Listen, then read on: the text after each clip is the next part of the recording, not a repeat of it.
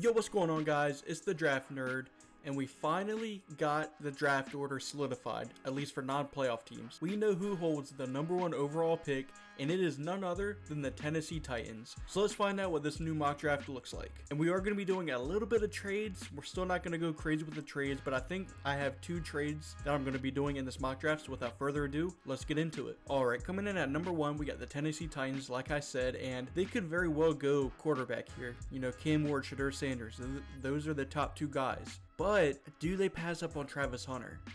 Travis Hunter's basically been the first overall pick in most mock drafts this whole season, and I don't know if that'll change. I mean, the Titans do need a receiver. They could use a cornerback as well. Do they pass up on a potential franchise quarterback in Cam Ward and Shedeur Sanders to go with a guy like Travis Hunter? Maybe. And that's what we're going to test out today. I don't know if Titans fans are going to like this, but I am going to go with Travis Hunter. We're going to be passing up on a quarterback right now. And obviously, there's a lot of mock drafts that we're going to be doing in the future. This obviously isn't what's 100% going to happen on draft day. We're going to see all the possible, possibilities throughout these next 2-3 months. But in this mock draft, I got the Titans going Travis Hunter. And moving on to number 2, we got the Cleveland Browns. And I think that they could definitely go quarterback here. Deshaun Watson is still under contract for, 2-3 more years, and, he's going to be getting paid a lot of money. But does that mean that they can't draft a quarterback here? I mean, it's either going to be they draft a quarterback or they try to get, a guy like Kirk Cousins or a Justin Fields or someone like that in free agency. I really don't think they're going to be dragging Deshaun Watson in to start next season. So if you got the chance to pick from the quarterbacks, I think you're going to do that. And I think Cam Ward's the best quarterback available. I think most teams think Cam Ward's the best quarterback in the draft, aside from maybe the Raiders. I could see the Raiders going Shedeur Sanders over Cam Ward, but for the most part, I think Cam Ward's the best quarterback prospect in the draft. So we are going to be selecting him to the Browns here at 2nd overall. Moving on to the Giants here, and I think if one of the 2 quarterbacks are on the board here at 3 when they pick, they're going to pick one of the quarterbacks. If the Titans go Cam Ward, Browns go Shedeur Sanders, then it gets a little interesting. But in this scenario, we got the Giants here on the clock, and Shedeur Sanders is still on the board. I think they got to go Shedeur Sanders. They got to get a quarterback onto the team, and I think Shedeur Sanders can hopefully be the fix to their quarterback problems. Moving on to 4, we got the New England Patriots, and they kind of screwed themselves out of the first overall pick. They controlled their own destiny, but they ended up winning behind Joe Milton. So now they're picking here at 4, and they missed out on their guy in Travis Hunter. A lot of Patriots fans kind of wanted to trade down from that number 1 spot anyways and maybe go get a offensive tackle. And so with Travis Hunter off the board, you can go get your offensive tackle. Now there's 2 worth taking with this, 4th overall pick in my opinion. You can go with Will Campbell or you can go with Kelvin Banks Jr. A lot of people think Will Campbell will kick into guard and mostly play guard in the NFL. And so do you really want to draft that 4th overall? Maybe not. If you think Will Campbell can stick on at tackle, then go with Will Campbell. But I think Kelvin Banks is more likely to be the better tackle in the NFL. So we're going to go with Kelvin Banks out of Texas. Moving on to number 5 here, we got the Jacksonville Jaguars. And, they could also look to go with the Will Campbell. They could definitely use offensive line help both at tackle and at guard, really. They could look to get a receiver to pair alongside with Brian Thomas and Christian Kirk. I could see that happening, and Gabe Davis as well, although, Gabe Davis isn't anything special. But I think I'm going to end up going with cornerback here. Getting a guy like Will Johnson, who could be an absolute lockdown cornerback to pair alongside Tyson Campbell, I think that's a really fun pairing, and I like this fit a lot to the Jags. I usually take this pick a lot. Moving on to number 6, we got the Las Vegas Raiders, and this is where it gets a little bit interesting. I've took Jaylen Moore at this pick, and Raiders fans have not been happy with that. So I'm not going to do it in this draft. I'm going to look to go elsewhere. Maybe you could get a Kirk Cousins if the Falcons decide to move on from him, maybe a Justin Fields. If maybe Sam Darnold leaves the Vikings somehow, they don't want to bring him back, you could, go try to sign Sam Darnold. So we're going to look to go elsewhere from quarterback here. And we're going to look maybe best player available, which would be a Tetairoa McMillan. Jacoby Myers is more of a wide receiver too. I know he's been, pretty productive, but he's a wide receiver too. Brock Bowers has basically been the wide receiver 1, and he's a tight end. If you want to get that number 1 wide receiver and a guy like Tetairoa McMillan, that'll open up a lot of things for Brock Bowers and Jacoby Myers as well. So I'm going to go with Tetairoa McMillan. And hopefully they can get a quarterback in there and just bolster that, the weapons they got over there in Las Vegas. Moving on to number 7, we got the New York Jets. And, This could also be a quarterback destination. You know, do you want to go Jaylen Moore this early? Probably not. I don't think Aaron Rodgers is going to be back. He's either going to retire or play for a different team, in my opinion. So I think the Jets are going to be in a pretty much a full-on rebuild, in my opinion. You know, they got a new regime coming in, most likely. So I don't necessarily think they're going to be desperate to go quarterback here. They could just go best player available and, you know, just try to rebuild this team from the ground up. If that's the case, you know, you could look to go maybe get some draft picks. You know, they have a decent amount of draft picks already, but if you're going to go on a full-on rebuild, just try to get assets, in my opinion. So we're going to look to trade this pick, and who's going to be moving up? We're going to go with the Chicago Bears. We're going to have them trading the number 10 overall pick and the number 39 overall pick in return for the 95th overall pick. Now listen, I'm not a trade genius. You know, we're only doing a first round mock draft, so these picks aren't even going to come into question. So it doesn't necessarily matter what I do here. Just know that the Bears are going to be trending up with the New York Jets and jumping, more importantly, the New Orleans Saints. And so we're going to force this trade through. Again, if you have problems with, you know, the value of these picks, go for it. But, you know, it's only a round one mock draft, so it's not going to really play much into this. But now that we have the Chicago Bears on the clock here at number 7, we're going to look to get Caleb Williams some protection, and a guy we've talked about a little bit, and Will Campbell. You know, if the Bears bring him in and they don't think he can play tackle, he can be a really, really good guard, probably an all-pro guard, you know, one day, and the Bears could use that as well. They just need offensive line help. You know, it doesn't necessarily matter where it comes from. They just need to protect Caleb Williams. So we're going to go with Will Campbell out of LSU. Coming in at number 8, we got the Carolina Panthers, and, you know, they got their guy in Bryce Young now. Now you just got to build the team around him. You know, they invested a lot into that offense this past offseason, so I think they got to focus a little bit more on the defense here. And, you know, we got a lot of good players still on the board on the defense. We got a Mason Graham, Abdul Carter, Malachi Starks, Nick Scorton. But I ultimately ended up going with Mason Graham. They're going to be getting Derek Brown back, you know, next season from injury, but he's not necessarily a pass rushing defensive tackle. He's more of a run stuffer. Mason Graham can be both.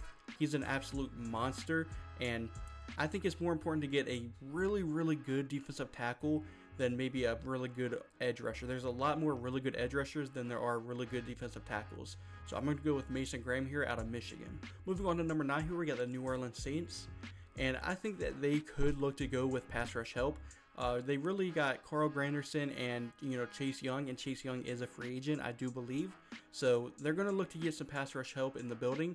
And a guy like Abdul Carter is most people's number 1 edge rusher, including mine. So we're going to go with Abdul Carter to help bolster that pass rush there in New Orleans. Now moving on to 10, we got the New York Jets, who traded back a couple spots. Now we're going to go with maybe a best player available. Obviously, we're not going to go with Ashton Genty with Breece Hall there. Malachi Starks is a really good safety prospect, but if you're looking to, you know, catapult into a rebuild, is a safety really what you want to go here at number 10? Probably not. Could go Luther Burden. Again, Devontae Adams, don't really know what's going to happen with him. But I'm going to go with Nick Scorton. I know they got some pass rushers there with, you know, Will McDonald, Hassan Reddick, and Jermaine Johnson. But I doubt that Hassan Reddick's going to be back. So we're going to bring in Nick Scorton, who's a big body. He could maybe even gain a couple pounds and move into, you know, play more of a 3-tech alongside Quinnen Williams. I think he could just be a versatile body there on the defensive line. So we're going to go with Nick Scorton out of Texas A&M. Moving on to number 11, we got the San Francisco 49ers, and Trent Williams been banged up. You know, he's getting up there in age. I think you got to think ahead here and go with the successor to a guy like Trent Williams, and that's going to be Josh Simmons.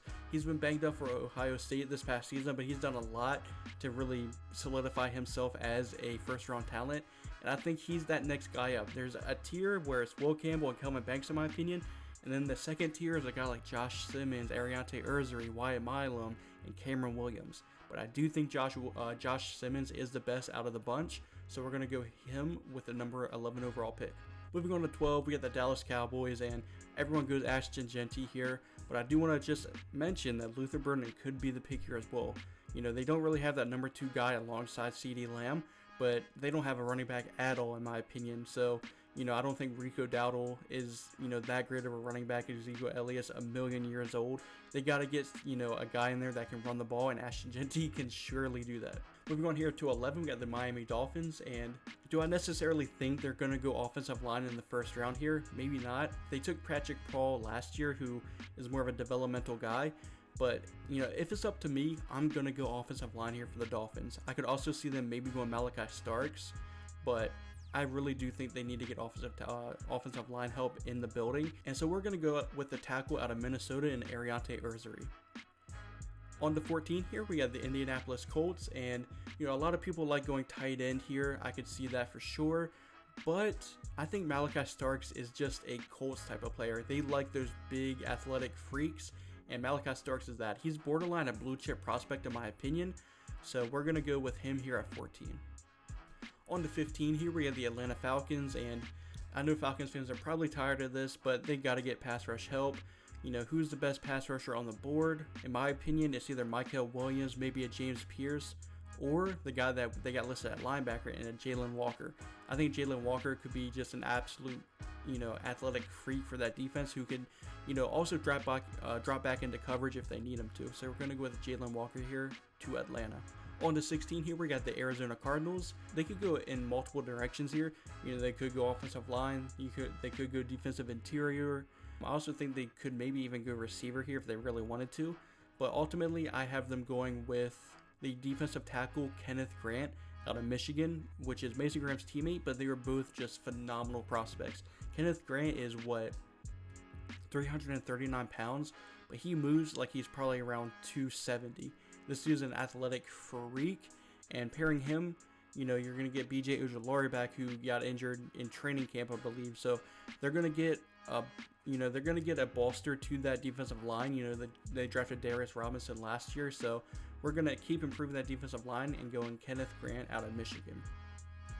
Moving on to 17 here, we got the Cincinnati Bengals, and I think that this could be a Luther Burden's spot here. They're most likely going to be losing T. Higgins. I don't think they're going to be able to afford him. If T. Higgins does leave in free agency, I know Luther Burden isn't, the same type of player T. Higgins is. T. Higgins that contested catch guy. Luther Burden's more that speedy after the catch guy, similar to Jamar Chase. But I think they could both coincide together.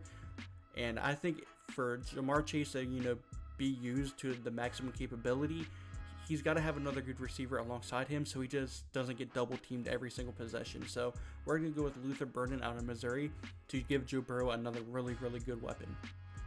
On to 18 here, we got the Seattle Seahawks, and I think they got to go either, offensive guard or offensive tackle. Abraham Lucas is always injured, and he's also just a little bit meh when he is on the field. So I think we could go either Wyatt Milam here or a Cameron Williams. Wyatt Milam might be the better prospect today, but I think Cameron Williams has the upside to be one of the better offensive tackles in the league one day. He's 6'5", 335 pounds. He's, big, long, athletic. I'm going to go with Cameron Williams here. I think he could end up being maybe the best offensive tackle in this entire draft if he lives up to his potential. On to 19 here, we got the Houston Texans, and they could get fancy and go running back here. Joe Mixon isn't the youngest guy in the world, but I don't think that's, the most pressing need. I think they got to go offensive line here. And a guy like Wyatt Milam is listed at tackle, but I think he could slide into guard as well if the Texans need him to. I just think he's too good of a player to fall much further, and, the Texans need offensive line help, so we're going to go with Wyatt Milam out of West Virginia. Moving on to number 20 here, we got the Tampa Bay Buccaneers, and they need to get pass rush help. They could go cornerback here, maybe a Benjamin Morrison if they really wanted to, but I just really like going edge rusher for him here. And I think Michael Williams is the best on the board, either him or maybe a James Pierce, Shamar Stewart, depending on, the landing spot, it could be him as well. But I think Michael Williams and Yaya Diaby could be a really good pass rushing tandem. So we're going to end up going Michael Williams here. On to 21, we got the Denver Broncos, and I make the Emeka Egbuka pick a lot because I think it's a really good fit. But I'm gonna switch it up a little bit today, and we're gonna end up going with Colston Loveland. Sean Payton loves to utilize a tight end in his offense. Think back in his New Orleans Saints days with Jimmy Graham. Now, I'm obviously not saying Colston Loveland is a Jimmy Graham type of player, but getting a tight end that's actually a reliable pass catching target in Denver could end up being really good for Bo Nix and his development. So we're going to go with Colston Loveland. Could also go with a guy like Tyler Warren out of Penn State, but I think Colston Loveland is more of that athletic receiving target. So we're going to go with Colston Loveland out of Michigan for the Denver Broncos. On to 22 here, we got the Pittsburgh Steelers, and I know they don't go receiver in the first round. That's just kind of their thing. They can find talent in day 2 of the draft. But, these past 4 weeks, we've seen that if George Pickens isn't on the field, they struggle a lot. They really just have George Pickens. That's all they have. So I know they don't like going receiver in the first round, but if Emeka Egbuka's still on the board here at 22, I think they got to go with him. You could also go with maybe like a guy like Alec Ayumanor, or maybe Isaiah Bond. He's here at 64 rank, but I think he's probably the third best receiver on the board here. I'm a fan of Savion Williams, Xavier Restrepo, Jaden Higgins, but I don't think they're first round caliber guys. I'm going to end up going with Emeka Egbuka, though. I think he's the only guy on the board still that is a solidified first round receiver. Moving on here to 23, we got the LA Rams, and they could go with offensive tackle here, replacing, I guess, Alaric Jackson maybe, but I'm going to end up going with cornerback here. Benjamin Morrison does have, I think it's like a hip injury or something like that, and, apparently it's a little bit worse than, people think, and that's why he's slipping here. If he wasn't injured, he'd probably be going in the top 10. He's a really, really good cornerback prospect, and the Rams really need one, so I think they'd be willing to take the risk on a Benjamin Morrison, because if Benjamin Morrison, comes back from injury and is the same Benjamin Morrison we've seen on tape, he's a top 10 player, and getting that at 23 I think could be a steal. On to 24 here, we got the Green Bay Packers, and I always find it tough to draft for the Packers for some reason. I just, they don't really need much, but something that I think they could use is a guy like Shamar Stewart. I know they go, defensive line a lot in the draft, especially in the first round. I usually go with cornerback for them, but the cornerback wells ran a little bit dry. Siobhan Ravel's good, but he's going to be missing the offseason process, which I think could have boosted him into the first round. Jadeveon Baron's really good, but I think that could be a destination here for the Packers. But I'm going to end up going with Shamar Stewart. I think that he's a versatile body who could, kick into 3-tech or play out on the edge. I think that's what the Packers could be looking for. So we're going to go with Shamar Stewart out of Texas A&M. On to 25 here, we got the Chargers, and Colson Loveland's unfortunately off the board, who I think is a Jim Harbaugh guy just because he coached him at Michigan. But if we're being honest, I think Tyler Warren is more what they're looking for with a tight end. Colson Loveland is a good receiving tight end, but he's not much of a blocker. Tyler Warren is big enough to be able to block at 261, and he's also a really good receiving option as well. I think he fits more of what the Chargers are trying to do, so we're going to go with Tyler Warren there at 25. Moving on to 26 here, I would love to go offensive tackle for the Commanders, but there's just not really anyone to take here in the first round. If there was, I would take him here, but plan B is to go edge rusher here. And with a guy like James Pierce still on the board, I think he could develop into a really, really good pass rusher for the Commanders, because they don't have that. I mean, Frankie Louvu can rush the passer a little bit, but he's more of a linebacker at this point. So we're going to end up going with James Pierce Jr. out of Tennessee. On to 27 here, we got the Ravens, and a lot of people think they need cornerback. I don't necessarily think they do. They got Marlon Humphrey, they got Nate Wiggins, who they drafted last year in the first round. I think they need someone that can rush the passer. And so we're going to look to go with a guy who I'm a big fan of, and a Walter Nolan. He was coming out of high school one of the best, prospects in the whole country. It was, him and Travis Hunter coming out. And I think he's really turned it up at Ole Miss, and I think he's played himself into the first round. I think he could pair up alongside with Nnamdi Madubuike and Adafe Owe on the outside alongside David Ajabo. I think that improves their defensive line. It might not completely fix their problems, but it'll definitely help them. Moving on to 28 here, we got the Philadelphia Eagles, and if we're being honest, the Eagles don't need anything. They're pretty set everywhere. I like going tight end here. I like going Tyler Warren here to replace Dallas Goedert in like a year or two. Obviously, he went off the board at 25. So what we're going to do is we're going to look to trade down with a QB needy team. Now, we could go with the New York Jets, and we could go with the Las Vegas Raiders. I think those are the two main teams, or we could go with the Titans as well. They took Travis Hunter first overall. Maybe they trade back into the first round and get their guy at 28 overall. But I'm going to end up going with the Las Vegas Raiders. Now, the Raiders didn't like when I took him, at 8 overall. Maybe they'll be fine with it at 28 overall. So we're going to look to go with 37 and 73 for the 28th overall pick. Again, don't worry too much about the trade value. This is only a first round mock draft. Just know that the Raiders are trading up with the Eagles, and we are going to be taking a quarterback here. Now, which quarterback is that going to be? I think there's really only one. Dylan Gabriel's good, but he's really small. I don't think he's a first round guy. We're going to go with Jalen Milroe here. He struggled, maybe a bit of a project quarterback, but if the Raiders look to get a guy in free agency to play this year and have Jaylen Moore learn for a year and then start maybe in 2026, I think he could be a really good quarterback. So we're going to go with Jaylen Moore here. Again, you didn't take him 8 overall. I mean, you got Tetairoa McMillan.